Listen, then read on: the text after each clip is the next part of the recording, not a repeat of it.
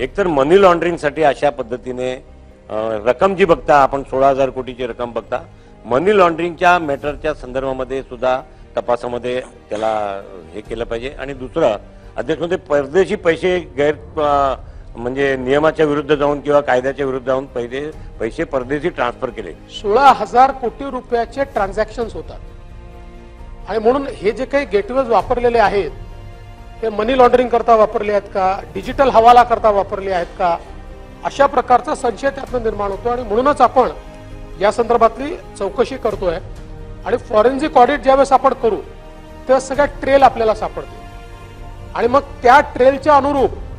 समजा विदेशात पैसा गेलाय किंवा अजून कुठल्या वेगळ्या प्रकारचं आपण तशीही केंद्रीय एजन्सीची मदत याच्यामध्ये घेऊच,